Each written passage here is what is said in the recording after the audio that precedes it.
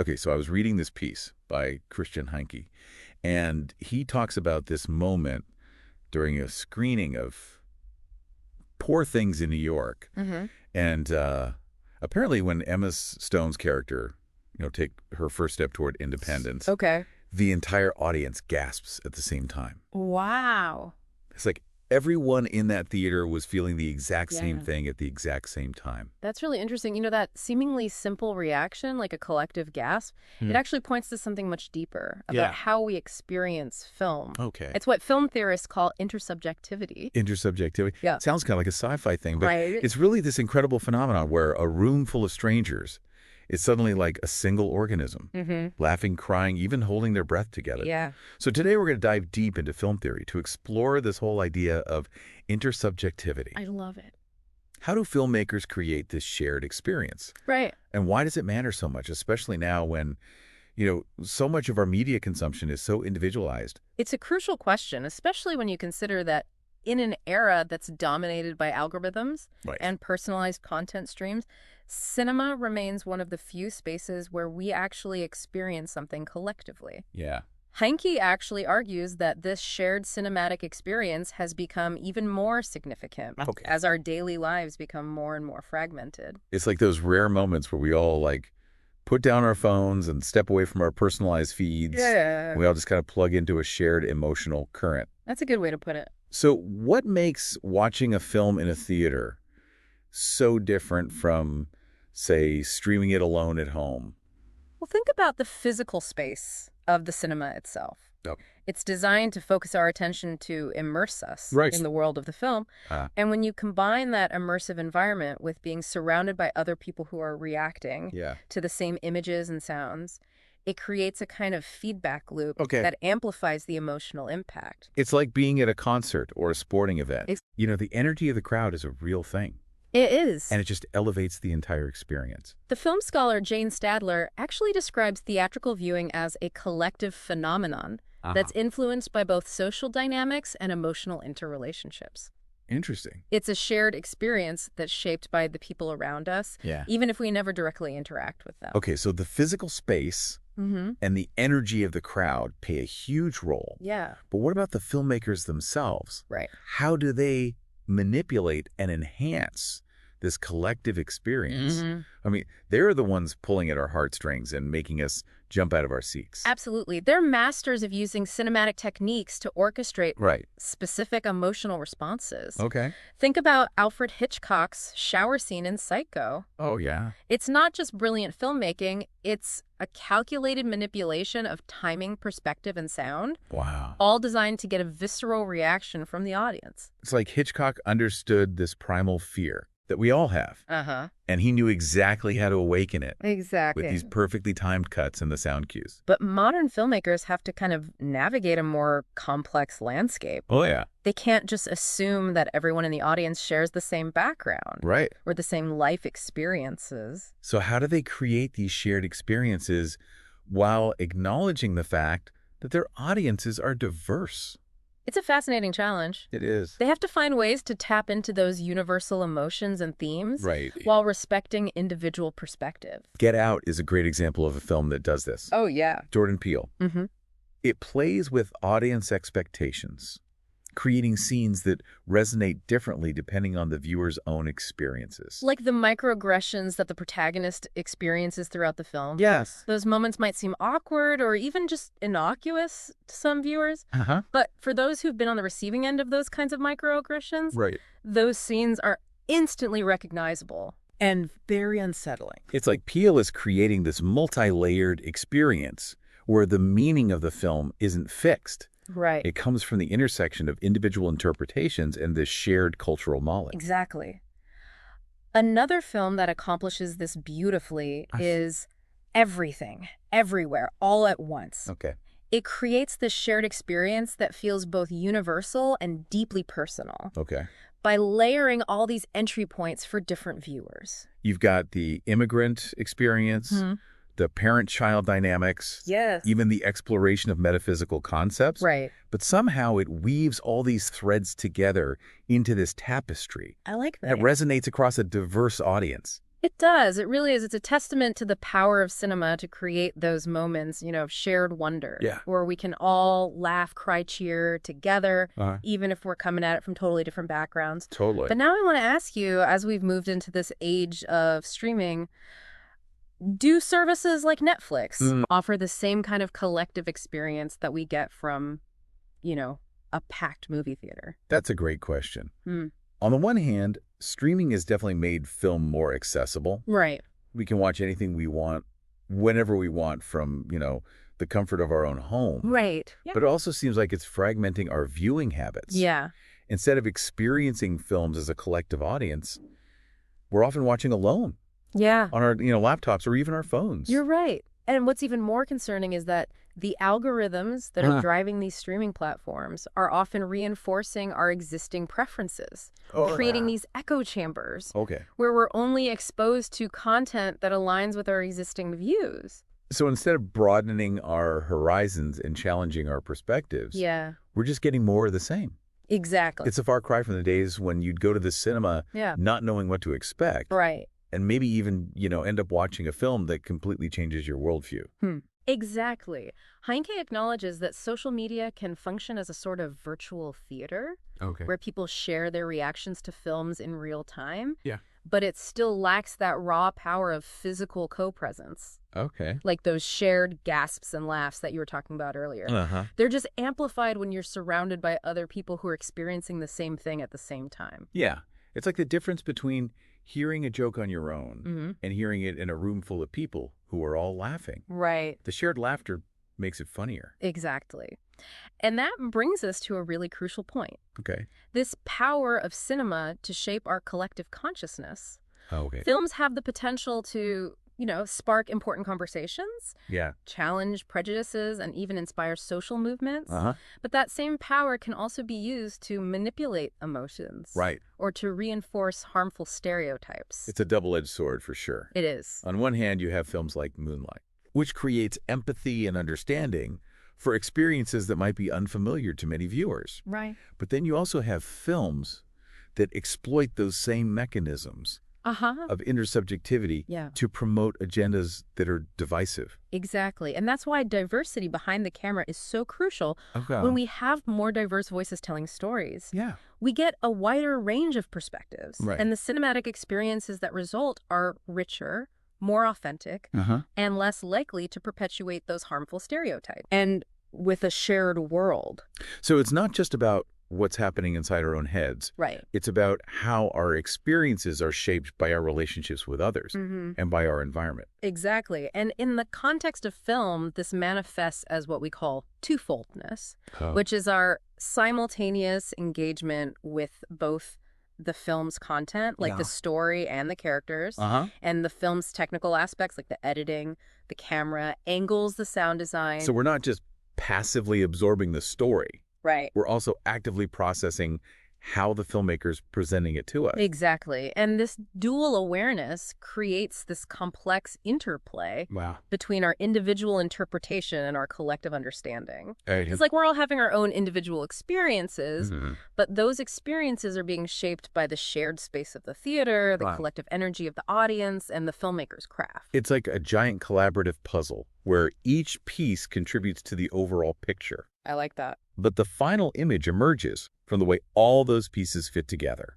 And this brings us to the concept of affective atmospheres, which are essentially shared emotional spaces that allow us to experience feelings collectively. So while we're all feeling these emotions in our own unique ways, we're also experiencing them within this shared emotional context. Exactly. And this delicate balance between personal and collective experience is what makes cinema such a powerful tool for social connection. I see. Gary Ross's Pleasantville is a great example of this. The film's transition from black and white to color is more than just a narrative device. It's a meditation on the nature of shared consciousness, where a deeper understanding of ourselves and our emotions literally transforms our world. It's like the film is saying that true intersubjectivity requires us to move beyond those superficial pleasantries and really engage with the complexities of real human connection. Precisely. And this leads to some fascinating questions about the future of collective cinematic experiences. Like what? With the rise of VR and AR, we're on the cusp of a whole new era of storytelling. Yeah. What possibilities do these technologies offer for creating, even more immersive and shared cinematic experiences? It's almost like we're moving towards a kind of collective dreaming on a whole new level. Right. But even as these new technologies emerge, the fundamental challenge remains the same. Yeah. How do we preserve and enhance cinema's capacity for creating that genuine human connection? It's a question worth pondering, especially as we consider how intersubjectivity is being, explored and debated in academic circles. Okay. You see, the notion of intersubjectivity is deeply rooted in philosophical traditions like phenomenology and psychoanalysis, which examine the ways in which individual consciousness is shaped through interactions with others and the world around us. So these philosophical frameworks offer a lens through which we can view the cinematic experience as this complex interplay between individual perception and shared meaning-making. Exactly. For instance, phenomenological approaches to film studies often focus on the embodied experience of spectatorship. They explore how our physical sensations, our emotional responses, even our posture and breathing contribute to our understanding of the film. It's like that feeling of your heart racing during a chase scene. Or the goosebumps you get during a really suspenseful moment. Those physical sensations aren't just incidental. They're part of the way we engage with and make meaning from the film. Precisely. And psychoanalytic film theory, on the other hand, delves into the ways in which films tap into our unconscious desires and anxieties, often through, symbolism, metaphor, and other cinematic techniques. So it's about understanding how films speak to us on a deeper level, beyond the surface of the narrative. Right. Like the way a recurring dream image might reveal something about our subconscious fears or desires. A film's recurring motif or visual style might tap into our collective anxieties or aspirations. I see. Exactly. But as with any theoretical concept, there are always debates and controversies surrounding intersubjectivity. For instance, there's an ongoing discussion about the role of neuroscience in understanding this phenomenon. Interesting. Some argue that brain imaging techniques like fMRI can actually provide insights into the neural processes that underpin our shared experiences. So it's about trying to map the brain activity that happens when we experience those moments of connection with the characters in the audience. Exactly. But others caution against over-reliance on neuroscience, arguing that it can't fully account for the complexities of human experience and the subjective nature of interpretation. Reducing intersubjectivity to mere brain activity risks overlooking those cultural, social, and personal factors that shape our responses to film. It's like trying to explain the beauty of a symphony by analyzing the sound waves it produces. You're missing the emotional impact, the cultural context, and the personal associations that make that music meaningful. Precisely. And another area of debate centers on the question of multimodality, or the idea that film is not just a visual medium, but a complex sensory experience that engages multiple senses simultaneously. So it's not just about what we see on the screen, but also what we hear, feel, and even smell in the theater. Exactly. Think about the way a film soundtrack can heighten the emotional impact of a scene. Or the way that surround sound can create a more immersive experience. Or even the way the smell of popcorn can trigger a sense of nostalgia and anticipation. Exactly. All of these sensory elements contribute to the overall cinematic experience and can play a role in creating those shared moments of wonder. However, some scholars question the theoretical coherence of these claims, arguing that the focus on multisensory experience can sometimes feel disconnected from the underlying theories being proposed. It's a fascinating debate. It is. On one hand, we have those tangible physical aspects of the cinematic experience. The sights, sounds, and smells that trigger our senses. And on the other hand, we have this more abstract realm of meaning-making. The way those sensory experiences intersect with our individual and collective understanding of the world. You've hit the nail on the head. And as film continues to evolve with, advancements in technology and shifting societal attitudes, exploring intersubjectivity remains vital to understanding how cinematic experiences can reflect challenge and even reshape social realities. It reminds us that film isn't just entertainment. Right. It's a powerful tool for communication, connection, and social commentary. And understanding how those mechanisms of intersubjectivity work can help us to appreciate the full potential of cinema. Right. To shape our understanding of the world and of ourselves. Absolutely. And speaking of understanding ourselves, I think it's important to acknowledge that the study of intersubjectivity has a rich history, evolving alongside those advancements in technology and shifts in societal attitudes. Okay, let's take a trip down memory lane. Let's do it. And trace the evolution of this concept. Okay. Where did it all begin? Well, even in the early days of cinema theorists like Rudolf Arnheim and Sergei Eisenstein, we're grappling with the ways in which film could manipulate audience perception and create those emotional responses. They recognized that film wasn't just a passive medium. Right. It had the power to actively engage with our emotions and shape our understanding of the world. So they were already laying the groundwork for a deeper understanding of the relationship between the filmmaker, the film, and the audience. Exactly. And as film theory developed in the mid-20th century, scholars like Christian Metz and Laura Mulvey began drawing on concepts from psychoanalysis and phenomenology to delve deeper into the subjective experience of cinema. Metz's concept of suture, for instance, describes how the film's editing techniques can create this sense of seamless continuity, drawing the viewer into the world of the film and fostering a sense of identification with the characters. Precisely. And Mulvey's groundbreaking work on the male gaze examined how traditional Hollywood cinema often positions the female character as an object of desire for the male spectator, highlighting the ways in which film can reinforce patriarchal power structures. Her work was incredibly influential in feminist film theory. It was. And paved the way for a more critical and nuanced understanding of the role of gender and power in cinematic representation. Absolutely. And as film theory continued to evolve, scholars began to engage more directly with the concept of intersubjectivity, recognizing its importance in understanding how films create shared experiences and shape collective consciousness. So the focus shifted from individual interpretation to a more social and cultural understanding of the cinematic experience. Exactly. And today, contemporary film scholars are continuing to explore the nuances of intersubjectivity, examining how it manifests in different genres, cultures, and historical contexts.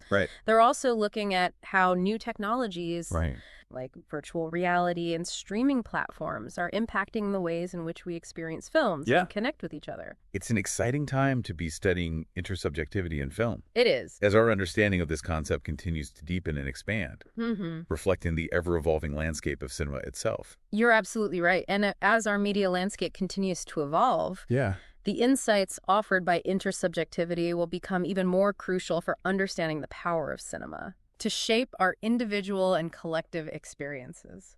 So what are some specific examples of how intersubjectivity plays out in different genres of film? That's a great question. Intersubjectivity can manifest in various ways, depending on the genre, the narrative structure, and the cinematic techniques that are employed. We've already talked about horror films and the way they capitalize on shared fear to intensify the emotional impact. It's like being on a roller coaster with a group of friends. You're all experiencing the same drops and twists and turns, and the shared screams and laughter make the whole experience even more exhilarating. Exactly. And horror filmmakers use a range of techniques to elicit these shared responses. From jump scares and eerie sound design to unsettling imagery that taps into our primal fears. But intersubjectivity isn't limited to genres that are designed to provoke those visceral reactions. It can also be incredibly powerful in films that are more thought-provoking and emotionally resonant. Like Barry Jenkins' Moonlight. Absolutely. That film is a masterclass in creating empathy and understanding. It is. It draws us into the protagonist's world through its intimate camera work, its poetic use of language, and those deeply affecting performances, allowing us to feel his joy, his pain, and his longing for connection. And even if our own lived experiences are different from his, the film's masterful storytelling creates a bridge of empathy. It does. Allowing us to connect with his humanity on a profound level. Precisely. Another genre where intersubjectivity plays a particularly interesting role is science fiction. Okay. This genre often deals with themes of the unknown, the other, right, and the potential for both wonder and terror. Yeah. That lies beyond our current understanding. Films like Arrival and Interstellar come to mind. Yes. They grapple with the vastness of the universe and the possibility of encountering intelligent life beyond Earth, Right. using intersubjectivity to explore the challenges and possibilities of communication and connection across cultural and even species boundaries. Excellent examples.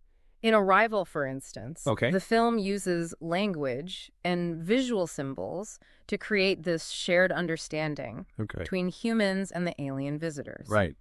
Highlighting the importance of empathy and open-mindedness in navigating the unknown. And Interstellar, despite its exploration of those mind-bending scientific concepts, ultimately boils down to the enduring power of human connection. Right. It reminds us that even in the face of unimaginable vastness, those emotional bonds remain paramount. Exactly. So intersubjectivity can be a powerful tool for exploring not only our relationships with each other, but also our place in the universe and the potential for connection beyond our own limited perspectives. It's a reminder that we're all part of something much larger than ourselves, and that our individual experiences are always interconnected with the experiences of others. Precisely. Now, as we delve further into the implications of intersubjectivity, it's important to acknowledge that this concept has been applied to various fields beyond film studies. Oh, that's interesting. Tell me more about that. Well, for instance, in psychology and psychotherapy, intersubjectivity is a central concept in understanding how our relationships and interactions shape our sense of self and our understanding of the world. So it's about recognizing that our inner world isn't formed in isolation, but through our ongoing interactions with others. Exactly. And this understanding has profound implications for how therapists approach the therapeutic relationship, emphasizing the importance of empathy attunement and the co-creation of meaning between therapist and client. It's a shift from a more hierarchical model of therapy, where the therapist is the expert, to a more collaborative approach, where both therapist and client are active participants in the healing process. Precisely. And this intersubjective perspective has also been influential in fields like education, social work, and even business. How so? Well, in education, for example, an intersubjective approach recognizes the importance of creating learning environments that foster dialogue, collaboration, and mutual respect between teachers and students. So it's about moving away from a traditional model of education where the teacher is the dispenser of knowledge to a more student-centered approach where learning is a collaborative and interactive process. Exactly. And in social work, an intersubjective lens can help social workers to better understand that complex interplay of individual experiences for social structures and cultural contexts that shape the lives of the individuals and communities they serve. It's about recognizing that people's problems aren't just personal failings, but often the result of systemic inequalities and social injustices. You're absolutely right. And even in the business world, an understanding of intersubjectivity can be valuable for building stronger relationships, fostering collaboration, and creating more inclusive and equitable workplaces. Because recognizing and valuing the diverse perspectives and experiences of employees can lead to greater innovation, creativity, and overall success. Precisely. So as you can see, the concept of intersubjectivity has wide-ranging implications. It does. That extend far beyond the realm of film. It's a powerful reminder that our understanding of the world is shaped not just by our individual experiences, but also by our interactions with others and the social structures that surround us. And by embracing this understanding, we can work towards creating a more just compassionate and interconnected world. Well said. It's really amazing to think about how something as simple as watching a movie can make us think about these big ideas about what it means to be human. Right. It speaks to the power of storytelling and how it can connect to how we connect with each other and make sense of the world. But this exploration of intersubjectivity, it doesn't just stop when the movie's over. Right. It's like we should be more aware of those shared moments in our lives. Think about it. Those times when everyone's laughing at a comedy show, that sense of awe when you see a beautiful sunset, that unity you feel at a protest or a celebration, those are all examples of intersubjectivity. It's like we're always tuning into these different frequencies of shared experience. I like that. And, this deep dive has really shown us how much cinema can teach us about the human condition. Yeah. It reminds us that even when the world feels like it's pushing us apart, we still want those moments of shared experience. Yeah. Those little connections that remind us that we're all human. In those moments when we laugh together or cry together or gasp at the same time, they show us something really important about who we are. Yeah. We're social creatures at our core. We need connection. We do. And cinema gives us this powerful platform for that connection to happen. Absolutely. And that connection can be so strong. Yeah. It can help us understand different cultures, challenge our own biases, and see the world differently. But as we've been talking about, there's another side to this. The same things that create these good connections can also be used for things that aren't so good. Like propaganda manipulation reinforcing harmful stereotypes? Yeah. We need to be aware of that. We do. Yeah. It all comes back to responsibility. Filmmakers need to use their skills in an ethical way. Okay. And as viewers, we have to be critical and think for ourselves. Right. Question the messages we see and think about how they affect us and others. So media literacy. Yeah. That ability to analyze and evaluate the things we see in movies and other media is really important these days. It is. It's about being informed and engaged and thinking critically about the media we consume, understanding that the stories we see shape how we see the world and influence what we do. So it's about being active participants in the conversation, about representation responsibility and how storytelling can shape our reality. Exactly. So as we wrap up this deep dive, I want to leave our listeners with a few things to think about. What did you discover during our exploration of intersubjectivity? What moments of shared experience really stuck with you? And how do you want intersubjectivity to be a part of your own life? Those are great questions. Yeah. Keep those in mind as you go through life. The more we understand the power of shared experience, the better we can use it to do good things. Absolutely. To connect with others, to build understanding, and to make a world that's more fair and compassionate. Beautifully said. That's it for this episode of The Deep Dive. Thanks for listening.